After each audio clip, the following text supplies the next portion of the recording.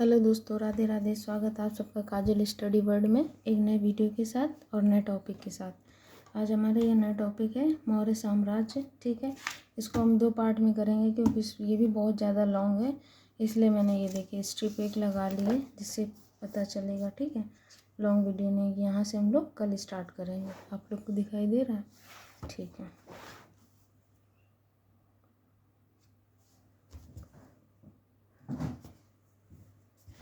तो आइए रिवीजन करते हैं। मौर्य साम्राज्य, ठीक है, तो कब से कब तक चला था? तो ये 322 BC से 185 BC तक। इसके संस्थापक कौन थे? चंद्रगुप्त मौर्य।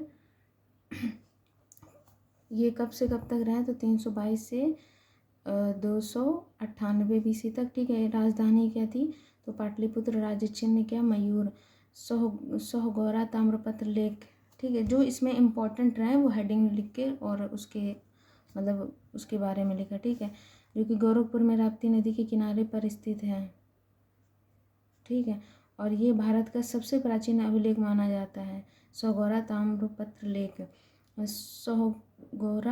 सोहगौरा संपूर्ण मौर्य काल का एकमात्र लेख है जो ताम्रपत्र पर अंकित है। जानकारी से क्या मिलती है? अकाल से सामना करने के लिए अन्न भंडारण के विषय में जानकारी मिलती है। भाषा कौन सी यूज हुई है? तो प्राकृतिक तथा लिपि ब्राह्मी। मौर्य काल में उत्तर प्रदेश का मथुरा शहर उत्तरापद और दक्षिणापद व्यापारिक मार्गों के संगम पर स्थित था। आज फ़ोन कुछ ज़्यादा ऊपर लग गया इसलिए दिख नहीं रहा है।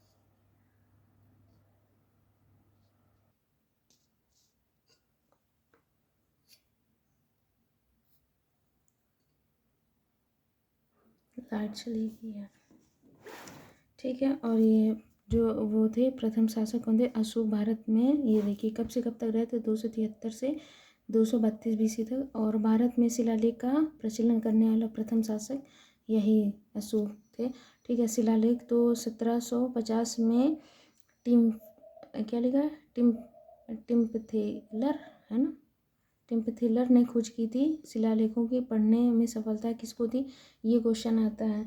जेम्स प्रिंसिप 1837 में। ठीक है, अशोक के अभिलेखों में 14 लिपियां हैं। ब्राह्मी, खरोष्टी, ग्रीक, यूनानी की, अरमाइक। भाषा कौन सी हुई है? तो प्राकृतिक, ग्रीक, अरमाइक। 3 भाषा यूज हुई उत्तर प्रदेश में। अशोक के अभिलेख जो हैं वो किस जगह है वो दिया गया है। आज फ़ोन नहीं सेट हो पाया सही से, बनानी पड़ेगी।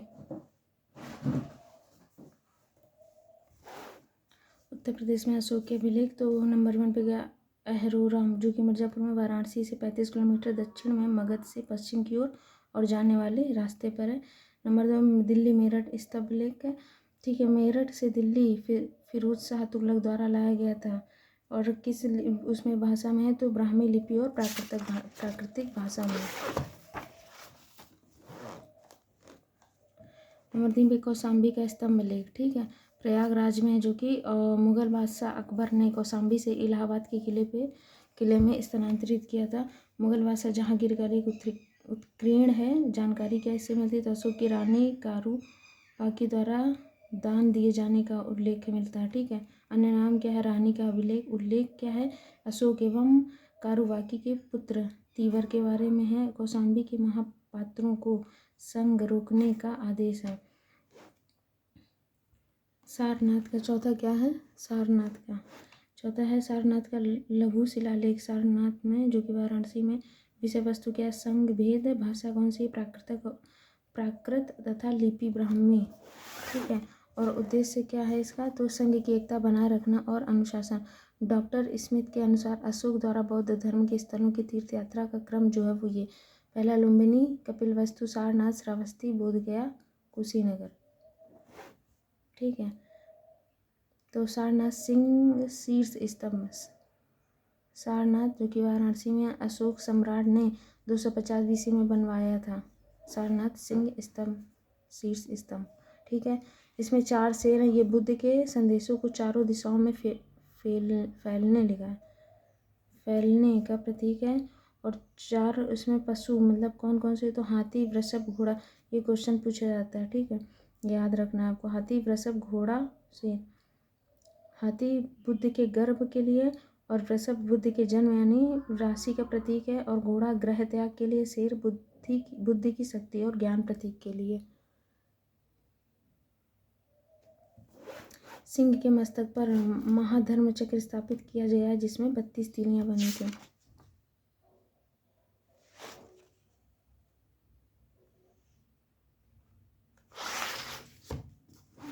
32 तीलियां शक्ति के ऊपर धर्म विजय का प्रतीक है।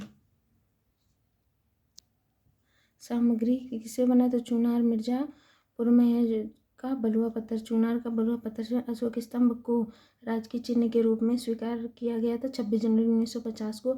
इसका आदर्श वाक्य है सत्यमेव जयते, मुंडकोपनिषद से लिया गया है। धमेक स्तूप, ये मैंने पीछे भी पढ़ाया आप लोगों को, मतलब रिवीजन कराया था। सारनाथ वाराणसी में अशोक सम्राट ने तीसवीं क्या लिखा है, हाँ, 3री शताब्दी ईस्वी में बनवाया था। महत्व क्या इसका? धर्म चक्र प्रवर्तन, बुद्ध का प्रथम उपदेश की सटीक जगह माना जाता है ये धमेक स्तूप। संरचना बेलनाकार है। ऊंचाई कितनी है? तो 43.6 मीटर है और इसका व्यास जो है वो 28 मीटर है। नंबर 3 पे क्या है? धर्मराज का स्तूप, जो कि सारनाथ वाराणसी में है। अशोक सम्राट ने 3री शताब्दी ईसा पूर्व इसका निर्माण करवाया था। 1794 एडी में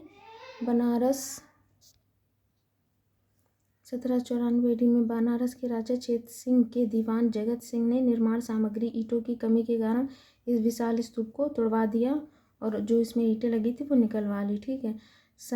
किस्सा, जो कि फर्रुखाबाद में है कि स्तूप में हाथी यानी गज प्रतिमा अंकित की थी। अब आते हैं शुंग वंश के बारे में पढ़ते हैं। संस्थापक कौन थे? तो पुष्यमित्र शुंग। अयोध्या अभिलेख इसके अंतर्गत ये देखिए, अयोध्या अभिलेख, तो अयोध्या में है। पुष्यमित्र शुंग के 2 अश्वमेध यज्ञ की जानकारी मिलती है इसमें। पुरोहित कौन थे? पतंजलि, जिनका जन्म गुणार्ध में हुआ था और जो गोंडा में पड़ता है। ठीक है। पुष्यमित्र शुंग के राज्यपाल धनदेव ने निर्माण करवाया था इसका अयोध्या अभिलेख का। गुप्त काल के बारे में पढ़ते हैं। उत्तर प्रदेश में गुप्तकालीन अभिलेख, शिलालेख एवं स्तंभ लेख। बिलसत अभिलेख एटा, जो कि उत्तर प्रदेश में है। ठीक है। और कुमार गुप्त के शासनकाल का प्रथम अभिलेख था ये बिलसत अभिलेख। कुमार गुप्त प्रथम तक की गुप्त वंशावली का पता चलता है। और गढ़वा अभिलेख दूसरा क्या है? गढ़वा अभिलेख प्रयागराज जनपद की करछना तहसील में है। ठीक है। कुमार गुप्त के 2 अभिलेख प्राप्त हुए हैं यहाँ पर। ठीक है। स्कंदगुप्त का अंतिम अभिलेख भी प्राप्त हुआ है यहीं पर गढ़वा अभिलेख में। कमरदंडा अभिलेख अयोध्या में स्थापना कब? तो कुमार गुप्त के मंत्री पृथ्वीसेन ने की थी इसकी स्थापना। यह अभिलेख शिव प्रतिमा के अधोभाग में उत्कीर्ण है। तो चौथे नंबर क्या कौन सा है? तो भीतरी स्तंभ लेख गाजीपुर जनपद की सैदपुर तहसील में उल्लेख क्या मिलता है इसमें? पुष्यमित्र व हुणों के साथ स्कंदगुप्त के युद्ध का वर्णन मिलता है इस अभिलेख में। स्कंदगुप्त के जीवन की महत्वपूर्ण घटनाओं को प्रस्तुत किया गया है इसमें। ठीक है। तो प्रयाग प्रशस्ति लेख, इसमें नंबर नहीं पड़ा, प्रयागराज में है, जो कि रचयिता इसके कौन थे? तो हरिशेन समुद्रगुप्त का दरबारी कवि था। जो भाषा कौन सी यूज है? तो संस्कृत। लिपि कौन सी? ब्राह्मी। पंक्तियाँ कितनी? टोटल 33।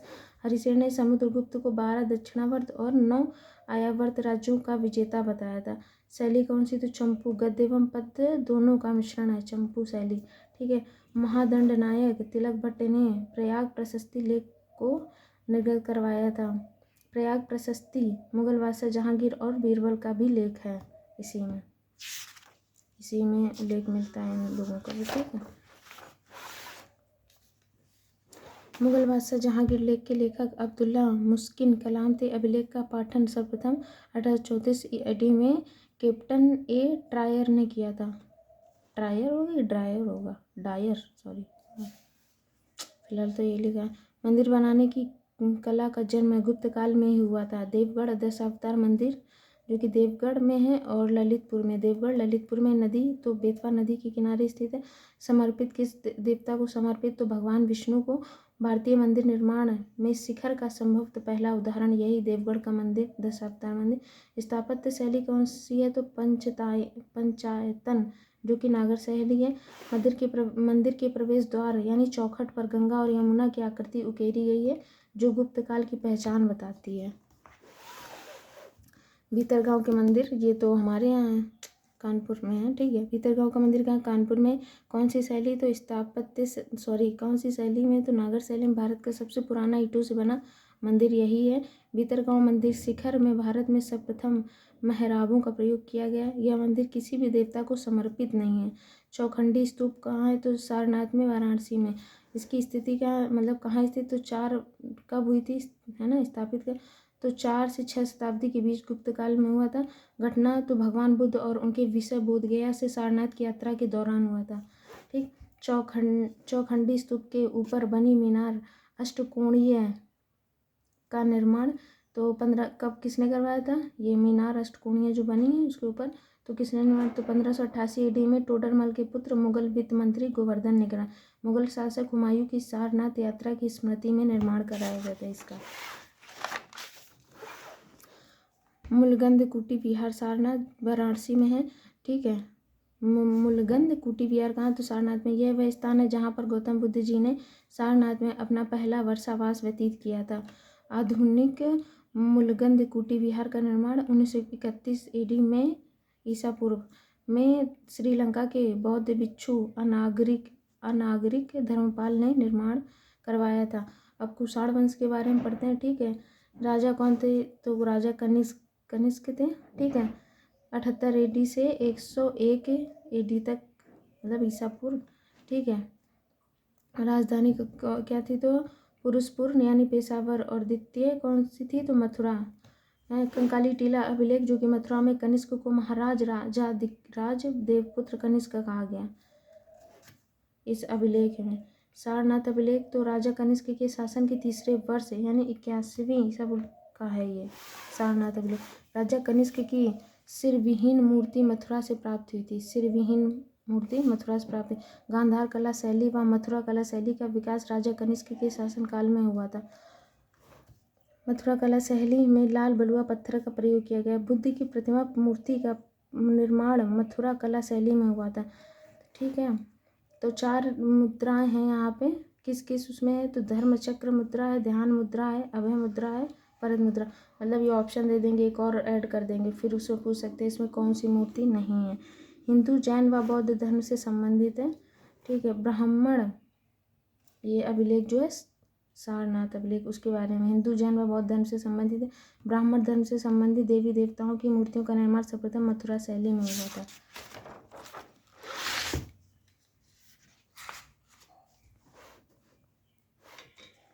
मथुरा संग्रहालय कुषाणकालीन मूर्तियों का सबसे बड़ा संग्रहालय है, ठीक है। और पुष्पभूति वंश यानी जिसे वर्धन वंश भी कहते हैं। राजधानी क्या थी, कन्नौज, थानेश्वर से स्थानांतरित की गई थी। हर्षवर्धन उस समय राजा थे। तो 606 से 647 ईडी में रचना इनकी हर्षवर्धन की कौन है, तो रत्नावली प्रियदर्शिका नागानंद। प्रयाग महामोच परिषद प्रत्येक 5वें वर्ष में। चीनी यात्री हिनसांग 643 ईडी में इस प्रकार के 6वें मौज परिषद में शामिल हुआ था, ठीक है। भाग किसने भाग लिया, तो 18 देशों के राजाओं ने भाग लिया था। कितने दिन का, तो 75 दिन का। प्रथम बुद्ध, द्वितीय सूर्य आदित्य और तृतीय ईश्वर देव यानी शिव की पूजा की गई थी, ठीक है। इन देवताओं की पूजा की गई थी। प्रयाग में ही चीनी यात्री हिनसांग ने हर्षवर्धन से चीन जाने की विदा मांगी थी। विदा लिखा है ये, विदा मतलब विदाई।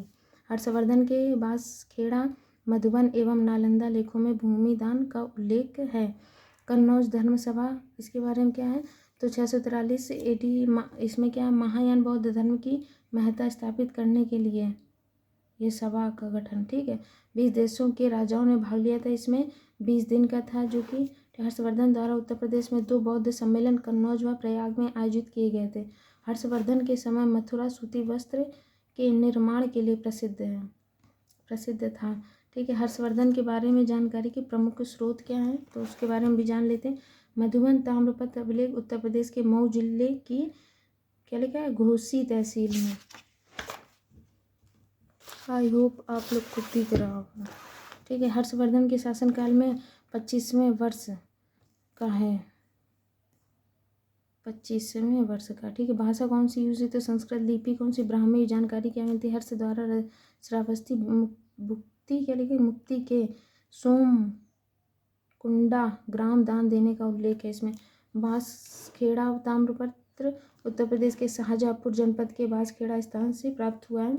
जानकारी क्या मिलती है इसमें, तो हर्षकालीन प्रदेश व शासन के प्रमुख पदाधिकारियों के नाम, हर्ष की वंशावली व राजवर्धन देवगुप्त की हत्या। राजवर्धन द्वारा देवगुप्त की हत्या, हाँ, द्वारा देवगुप्त की हत्या। ये इधर उधर हो गया था, इस वजह से वाइट न लगा। ठीक, बांसखेड़ा एवं मधुबन लेखों में हर्ष की नौसेना का उल्लेख है। अब आइए चंदेल वंश के बारे में पढ़ते हैं। तो आधुनिक केंद्र क्या है इसका, बुंदेलखंड, जेजाक मुक्ति। उदय तो 9वीं शताब्दी में सामंत गुर्जर प्रतिहार। संस्थापक कौन थे, नन्नुक। 1831 ईस्वी में आदि पुरुष चंदेल स्वयं को ऋषि चंद्रात्रेय का वंशज बताते हैं। चंदेलों की स्वाधीनता का वास्तविक संस्थापक राजा धंग थे। ठीक है, राजधानी क्या थी, खजुराहो। यशोवर्मन कब रहे थे, तो उपाधि लक्ष्मण वर्मन। ठीक है, 1925 से 1950 ईसा पूर्व। यशोवर्मन, ठीक है, वंश का प्रथम शक्तिशाली शासक था यशोवर्मन ने खजुराहो में विशाल लक्ष्मण मंदिर का निर्माण करवाया था। सर्वप्रथम प्रतिहारों के अधीन कन्नौज पर आक्रमण किया था। तत्पश्चात राष्ट्रकूटों से कालिंजर दुर्ग जीता था।